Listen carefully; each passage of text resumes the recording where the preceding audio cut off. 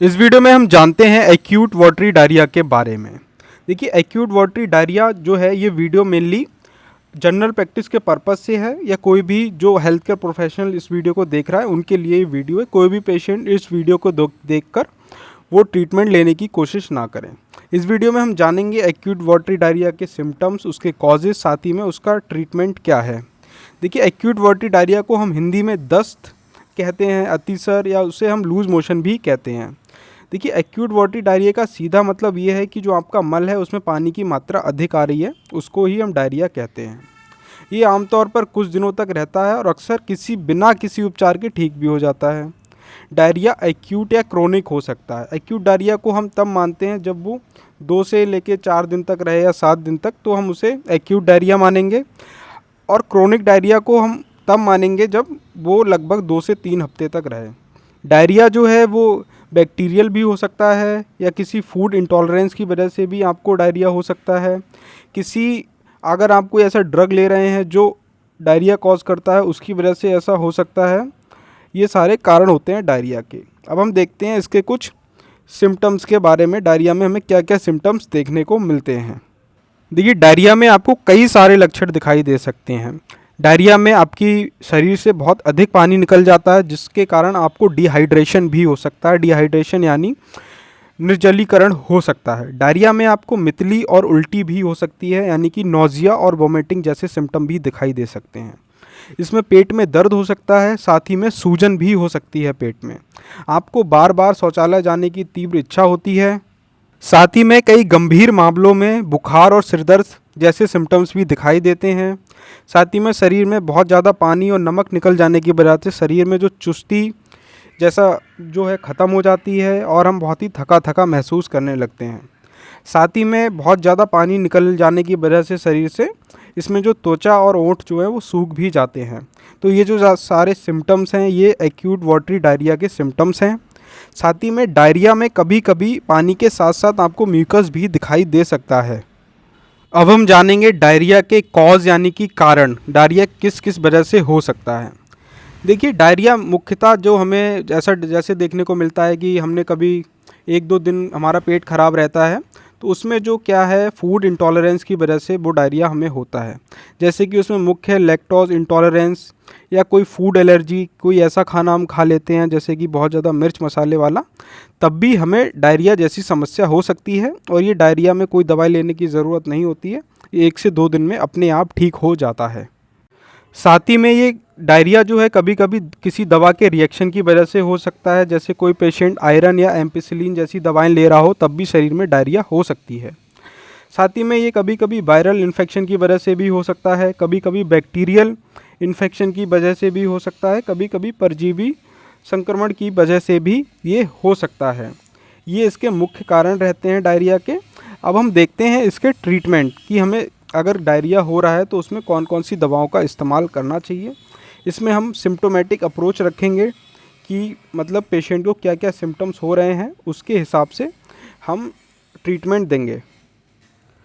देखिए, ट्रीटमेंट से पहले हम ये जान लेते हैं बैक्टीरिया जो इंडिया में है मेनली वो बैक्टीरियल होता है या किसी परजीवी संक्रमण के कारण देखने को मिलता है। तो इन दोनों में हमें जो ट्रीटमेंट है वो किस हिसाब से करना है। देखिए, अगर बैक्टीरियल है तो वो मेनली वाटरी डायरिया होगा, यानी कि पेशेंट को सिर्फ पानी आएगा उसके मल में, उसके म्यूकस दिखाई नहीं देगा। अब हम देखते हैं ट्रीटमेंट का क्या प्रोसीजर होना चाहिए। अगर देखिए जो आपके पास पेशेंट आ रहा है उसका पल्स, बीपी और उसके अंदर डिग्री ऑफ डिहाइड्रेशन आपको देखना है। अगर उसका बीपी नॉर्मल है और उसमें जो डिहाइड्रेशन है यानी उसके शरीर में पानी की ज़्यादा कमी नहीं है, तो आपको ये ट्रीटमेंट शुरू करना है। अगर उसके शरीर में बहुत ज़्यादा डिहाइड्रेशन है तो उसका ट्रीटमेंट अलग होगा, और उसका बीपी कम हो रहा है तो उसका भी ट्रीटमेंट अलग हिसाब से होगा। ये एक जनरल पेशेंट के लिए है, यानी कि जिसका ना तो बीपी बहुत कम है और जिसके शरीर में बहुत ज़्यादा डिहाइड्रेशन भी नहीं है। सबसे पहले हमें पेशेंट को ये डाइटरी एडवाइस देनी है कि उसे बहुत ज़्यादा पानी पीना है, या कोई भी लिक्विड पदार्थों का अत्यधिक सेवन करना है। चाहे वो आप इलेक्ट्रोलाइट्स के साथ भी पानी पी सकता है, चाहे वो बटर मिल्क हो गया, कोकोनट वाटर हो गया, फ्रूट जूसेस हो गए, या कोई भी ओवर राइप बनाना हो गए। जैसे ही उसका लूज़ मोशन कम हो जाए उसे एडवाइस दीजिए कि चाहे वो कर्ड राइस का सेवन करे या घी राइस, या कोई भी फ्रूट्स का सेवन कर सकता है और हल्की डाइट ले स्टार्टिंग में।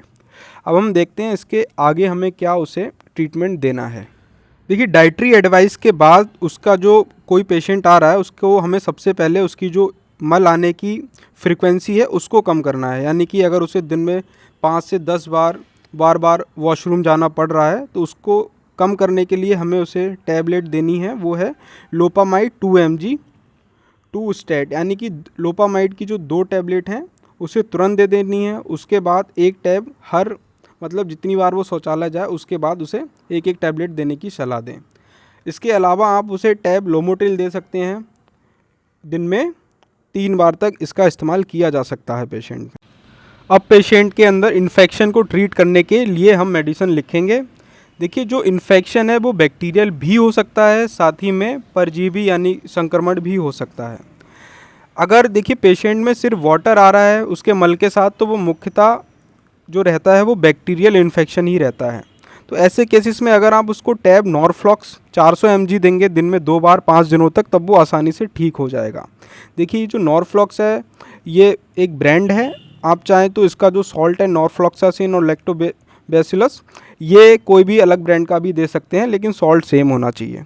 साथ ही में अगर जो आपका पेशेंट है वो आपको ये भी बता रहा है कि उसे वाटर के साथ साथ म्यूकस भी देखने को मिल रहा है उसके स्टूल यानी मल में, तो आप जो उसे टैबलेट की आपकी चॉइस रहेगी वो रहेगी टैब सिप्लॉक्स TZ। उसमें जो सॉल्ट आपको देखने को मिलेगा वो है सिप्रोफ्लॉक्सासिन, साथ ही में उसके टीनाडाजोल। ठीक है, इसकी भी जो डोज़ है वो दिन में 2 बार रहेगी 5 दिनों तक। अगर और ज़्यादा उसे आपको लग रहा है कि बहुत ज़्यादा सीवियर इन्फेक्शन उसे हो रहा है या और भी जैसे पेट दर्द जैसी समस्या भी बता रहा है, तो इस केसेस में आप उसे इंजेक्शन भी दे सकते हैं। इंजेक्शन जो है वो है इंजेक्शन जेंटामाइसिन देना है सॉल्ट 8 आर्ली, चाहे आप इंट्रामस्कुलर दे सकते हैं चाहे इंट्रावेनस दे सकते हैं, दोनों ही तरह से इसको दिया जा सकता है पेशेंट को, और इस तरह से उसका जो इन्फेक्शन है वो आसानी से ट्रीट हो जाएगा। हमने पेशेंट को डाइटरी एडवाइस भी दे दी है, साथ ही में स्टूल की फ्रीक्वेंसी रिड्यूस करने के लिए मेडिसिन भी लिख दी है, साथ ही में उसका इन्फेक्शन को ट्रीट करने की मेडिसिन भी दे दी है। अब हम पेशेंट के अंदर जो सिम्टोमेटिक रिलीफ के लिए मेडिसिन लिखेंगे, जैसे किसी में मान लीजिए पेट में बहुत ज़्यादा क्लॉकी पेन हो रहा है या उससे वोमिटिंग आ रही है, तो उसके लिए हमें क्या मेडिसिन देनी चाहिए पेशेंट को। देखिए, अगर पेशेंट आपको बता रहा है कि उसके पेट में बहुत ज़्यादा क्लॉकी पेन हो रहा है, तो उसके लिए अगर बहुत ज़्यादा पेन है तो आप ऐसे कंडीशन में आप उसको इंजेक्शन दे सकते हैं। एनाफॉर्टिन 2 ml देना है इंट्रामस्कुलर, तुरंत ही दे दीजिए। साथ ही में अगर उसे इतना पेन नहीं हो रहा है तो आप उसे टैबलेट प्रिस्क्राइब कर सकते हैं, वो है टैबलेट का नाम एनाफॉर्टिन। एनाफॉर्टिन आप दिन में 3 बार तक दे सकते हैं TDS। देखिए, जो इनके सॉल्ट्स हैं आपको मेनली वो याद रखें, जैसे जैसे एनाफॉर्टिन में कौन सा सॉल्ट है, एमिसेट में कौन सा सॉल्ट है, या नॉरफ्लॉक्सा में कौन सा सॉल्ट है, या सिप्लॉक्स TZ के अंदर कौन सा सॉल्ट है। क्योंकि ये जो ब्रांड नेम है ये मैंने इसलिए लिए हैं कि ये बहुत ज़्यादा प्रचलित हैं और आसानी से मिल जाते हैं। अगर आप कोई भी जेनेरिक मेडिसिन का इस्तेमाल करना चाहें तो मतलब जो मेडिसिन सेम होगी लेकिन उसका जो सॉल्ट रहेगा वो सेम ही रहेगा, उसका जो ब्रांड नेम है वो बदल जाएगा। ठीक है, क्लॉकी पेन में आपको क्या देना है, अगर बहुत ज़्यादा पेन है तो इंजेक्ट कर सकते हैं उसको एनाफॉर्टिन।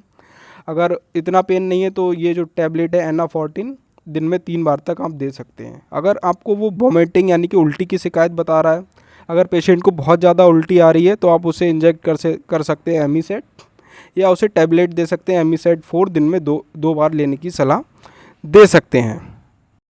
अब क्या करना है हमें, देखिए जो हमने एंटीबायोटिक्स दी है पेशेंट को उससे क्या है हमारे पेट में जो अच्छी बैक्टीरियाज होती हैं वो भी मर जाती हैं, तो उनको दोबारा से रिस्टोर करने के लिए आप पेशेंट को ज़रूर प्रिस्क्राइब कर सकते हैं, जिसका नाम है कैप्सूल न्यूट्रोलिन। दिन में 3 बार तक दे सकते हैं। ठीक है, जिसको आप चाहे 10 दिन भी दे सकते हैं पेशेंट को, इससे उसके जो पेट के अंदर जितनी भी बैक्टीरियाज अच्छी बैक्टीरियाज ख़त्म हो गई होंगी उनको दोबारा से रिस्टोर कर देगा। अब हम जानते हैं डायरिया से रिलेटेड कुछ बहुत ही इंपॉर्टेंट पॉइंट्स के बारे में, जिसका जानना बहुत ही ज़रूरी है हर किसी जो भी जनरल प्रैक्टिस करता है उसके लिए। तो ये जो प्रोसीजर है, ये जो ट्रीटमेंट प्रोसीजर है, ये मतलब जनरल पेशेंट्स के लिए है जिनका बीपी नॉर्मल है, पल्स रेट नॉर्मल है, जो इनका डिहाइड्रेशन की जो डिग्री है यानी पानी की कमी शरीर में इतनी ज़्यादा नहीं है, उनके लिए ये ट्रीटमेंट हमें देना है। अगली वीडियो में हम जानेंगे कि क्रोनिक डायरिया को किस तरह से ट्रीट करें, यानी कि जिनके अंदर डिहाइड्रेशन बहुत ज़्यादा है, जिनका बीपी डाउन हो रहा है, तो ऐसी कंडीशन में क्या ट्रीटमेंट प्रोसीजर होना चाहिए उसके बारे में हम जानेंगे। अगर आपको ये वीडियो इन्फॉर्मेटिव लगी हो तो आप अपने फ्रेंड्स के साथ इसको शेयर कर सकते हैं जो किसी भी मेडिकल फील्ड से बिलोंग करते हैं। साथ ही में ऐसी और जनरल प्रैक्टिस रिलेटेड वीडियोस को देखने के लिए आप हमारे चैनल को सब्सक्राइब कर सकते हैं। इस चैनल पे लगातार आपको एक एक बीमारी की वीडियोस आती रहेंगी with symptom, cause and treatment अच्छे से बताया जाएगा उसमें।